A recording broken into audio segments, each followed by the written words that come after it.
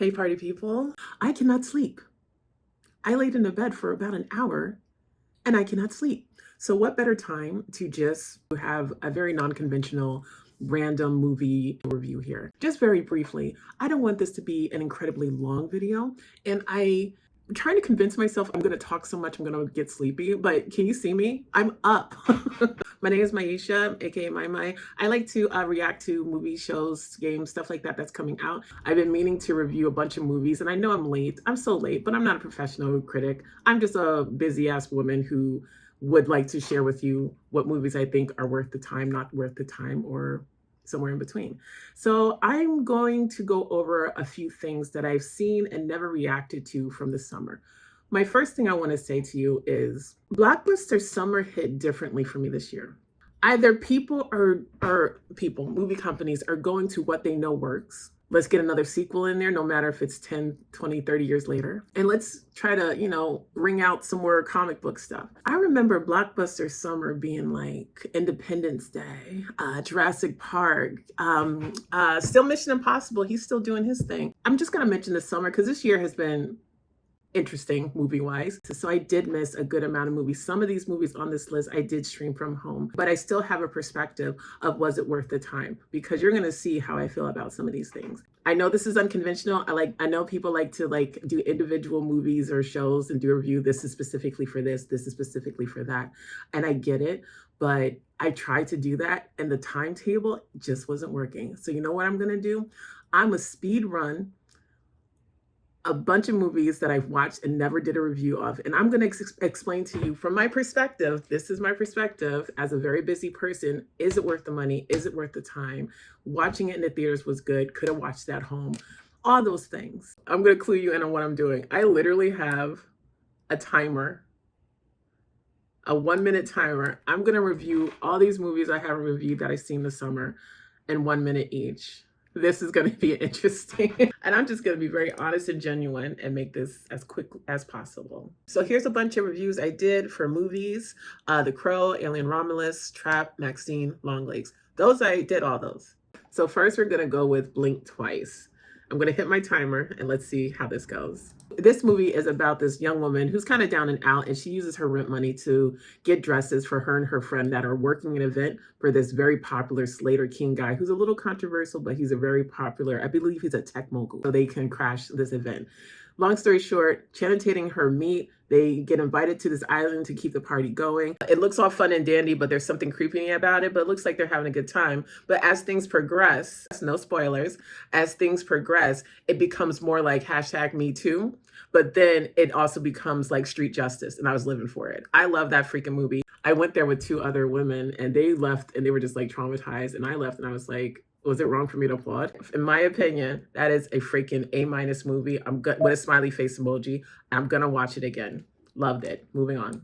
We're gonna talk about Twisters, or I'm gonna talk about Twisters. All right, 3, 2, 1, let's go. I did not see this in movie theaters because I was waiting to see the original one. I saw a review that said you don't really have to watch the original Twister movie in order to enjoy this one or go see this one. I said, cool. So we rented on stream. Oh my God. I did not like this movie. Honestly, Twisters was not worth seeing in a movie theater. It was not worth seeing it at home. I was like, this is what you call a blockbuster summer movie? I don't think so. Didn't finish it. Want my money back. Frowny face, D-. Sorry if I'm coming off a little aggressive. I'm on the timetable. Next movie. All right, so I literally saw Twisters. And a few days later, I was just like, let's give Furiosa a try. Everything I just said about Twisters, how I felt about that movie, I want my money back. I didn't finish the movie, wasted time. Furiosa was so cartoonish to me that I wasn't feeling it. Like, I saw the trailer, never reacted to it because I saw it in theaters. And that trailer and the poster, everything looks so cartoonish to me. I swear to God, at one point, I'm like, Borderlands and Furiosa, are you guys in the same world? I'm all about girl power. Believe me, Spice Girls, yes. I'm all about that kind of stuff. But, this movie is so out of place. I couldn't get over the scenery, the environment, the ending. Whew. I could not stand that movie. I did not finish it. I want my money back. Not worth it. I don't care in the theater or on stream.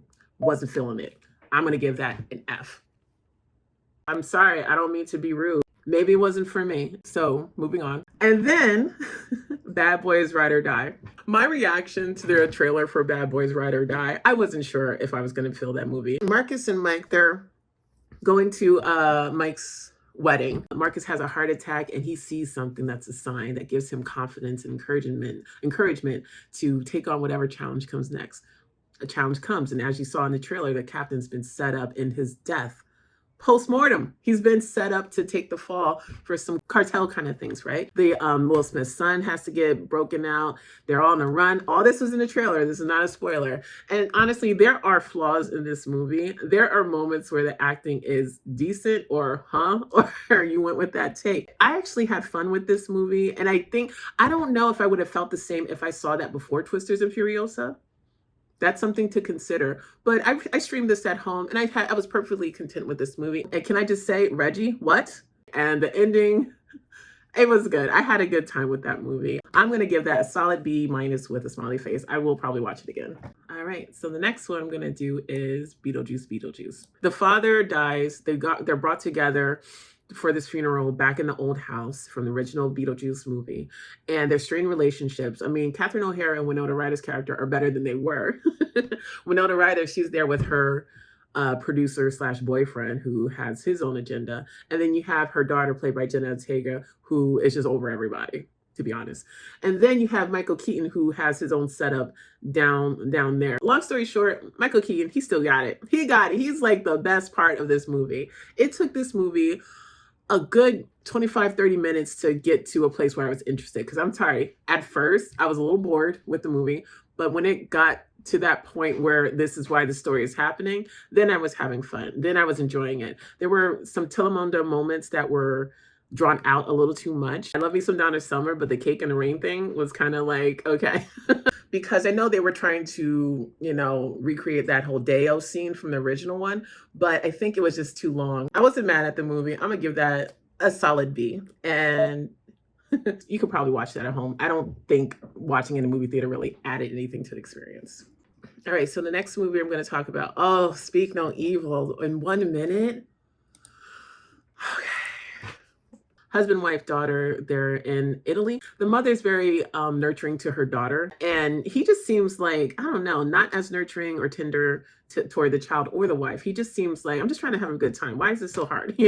But then he's looking at this other couple with James McAvoy. They just seem like they're having a good time. This is what vacation is. Why can't we be more like this? So, they start interacting. James McAvoy's character invites them, hey, if you guys ever want to come to take a break from London, come to the countryside, you can stay with us. But they go to the countryside to stay with James McAvoy and his wife. And man, it is tense. Lord have mercy. I love this movie. Everybody was great in it, from the kids to the adults, man, woman, child, I don't care. Everyone acted so freaking well in it. I love the setup. I love the buildup. I love how real the relationships were. Even if they seemed a little odd, there was some kind of weird obsession in one relationship, and this really real, our marriage is on the run. Oh my God, the theme of what we see as children, what we see growing up, who we see our parents are and how they raise us, and will develop who we are here today.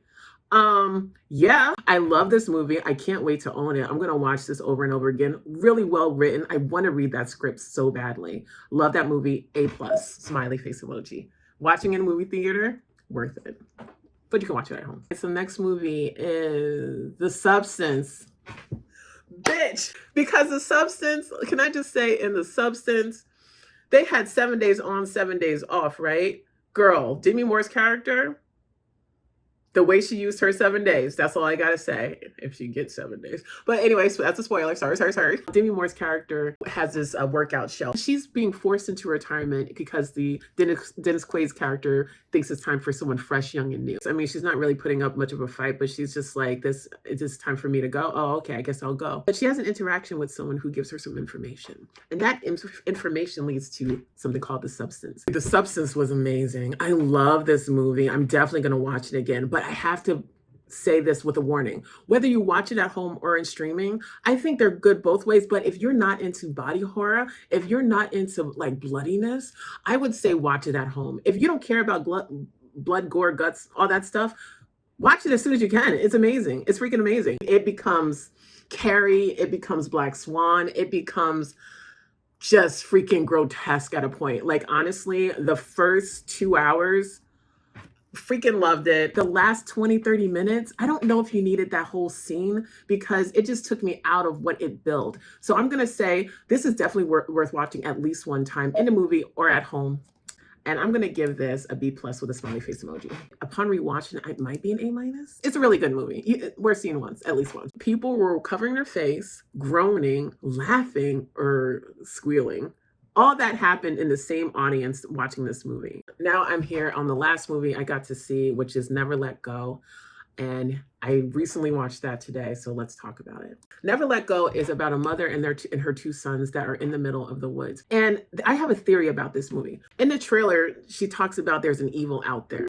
But is the evil out there, or is she trying to keep the evil from getting out? That's all I'm going to say, because no spoilers. It was better than The Watchers, let me say that first of all. And it had a little of that Babadook kind of feel to it. The two boys, freaking phenomenal. Halle Berry is good. There was a turn of events in the middle of this movie that I did not see coming. Love when that happens. I'm going to say that this movie is a solid B. It was enjoyable. It was not anything too groundbreaking, but it wasn't as bad as some of the other movies I saw this summer. I wouldn't say this is a traditional horror movie at all. If you're going there thinking you're going to be like scared and screaming or covering your face or like, oh my God, it wasn't that scary. There's something about the theme of generational trauma.